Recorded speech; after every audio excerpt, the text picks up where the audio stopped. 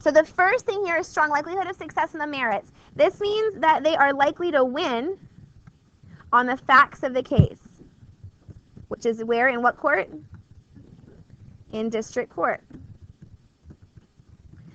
So remember, what that means is that although nobody's officially ruled on whether or not the executive order is constitutional, both the district and circuit courts have at least accepted or have at least agreed that the state of Washington has a strong likelihood of winning. Does it mean they're definitely going to win? Does it mean they've already decided the case?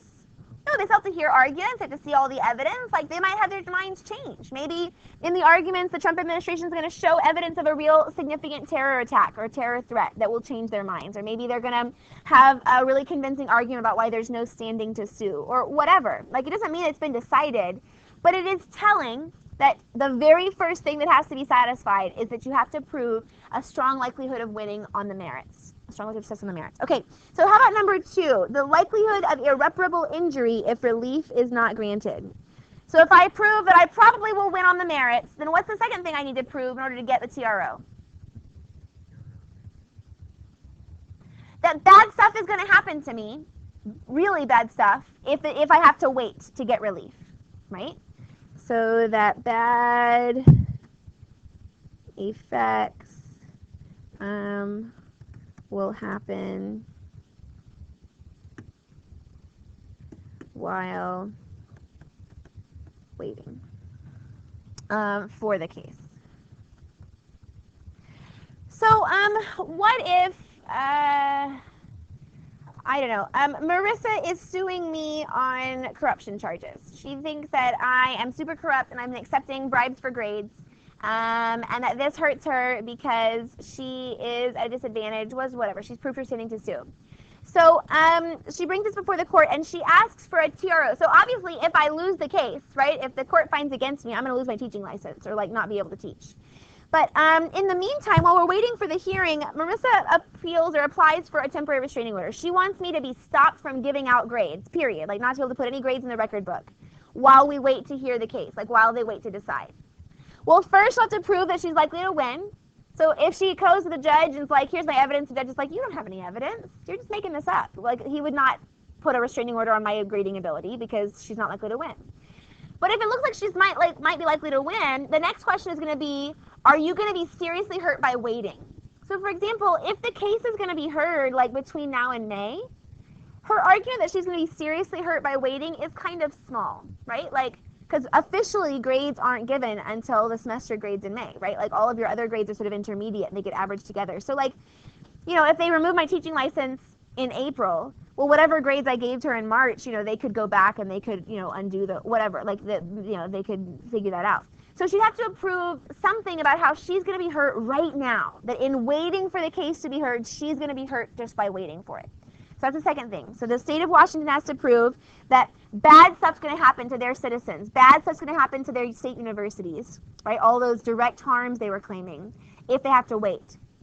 Meanwhile, in their appeal, the national government, President Trump's administration, they were trying to prove what? That there's going to be bad stuff, that a terrorist attack might happen if we can't enforce the executive order while we're waiting for the case, right? So for the Trump administration to have been successful in the circuit court, first they would have to prove that they are likely to win. Then, even if they prove that they're likely to win, because maybe the circuit court thinks that the president is likely to win. But then the next thing is, okay, even if you're likely to win, are you going to face serious harm if we don't help you right now, if we wait for the case to go through? So maybe the circuit court believed you are likely to win, but there's no real harm in waiting a couple more weeks. Like there's no credible immediate threat of some terrorist getting in the next couple of weeks. Like all these visas have already been granted, they've already been vetted, whatever it is. Does that make sense? So second thing, immediate, like bad stuff's going to happen if we have to wait. How about the third thing? A balance of hardships favoring the defendants. Remember who's the defendant? Trump administration. So what does that mean, a balance of hardships? Okay, so we look at both sides and we decide what?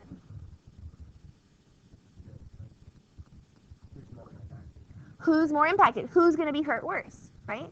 If you guys are complaining about homework and AP Gov is complaining about homework and I need to look at the balance of hardships, right? Maybe I can only give a break to one of you. I don't know why that would be the case, but whatever. Then the balance of hardships would be who is being hurt worse, right? So maybe the Trump administration can prove that there will be bad effects if we don't stop the TRO, if we don't allow the executive order to be enforced. But then the next thing they have to prove is that the bad impact that they claim is worse than the bad impact that the states are claiming, right? That's a claim that you're going to be hurt worst. So that you will be hurt the worst. So I'm going to say something kind of complicated with a whole bunch of legal words. And I'm going to say it a couple of times, and then at your table, you're going to tell me what I said in plain English. So here we go. Twice now, the courts have ruled that the balance of hardships favors the plaintiff. Twice now, the courts have ruled that the balance of hardship favors the plaintiff. Twice now, the courts have ruled that the balance of hardship favors the plaintiff. Will you talk at your table? What does that mean? Go.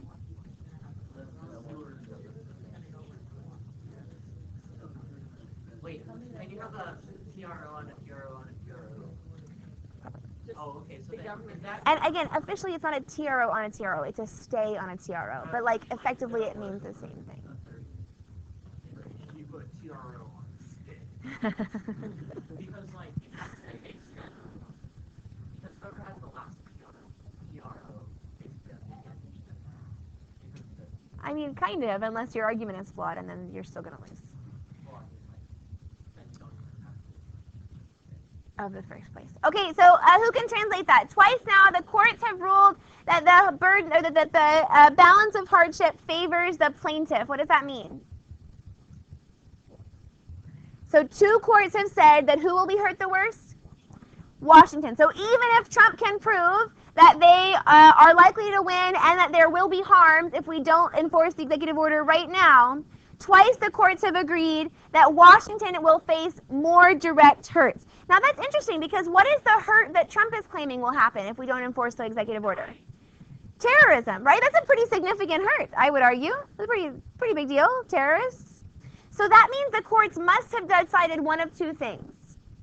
Either one, that the threat of terrorism is not credible, that there's no actual threat that terrorism is going to come, there's no credible evidence that there's some imminent terror plan trying to get through these avenues.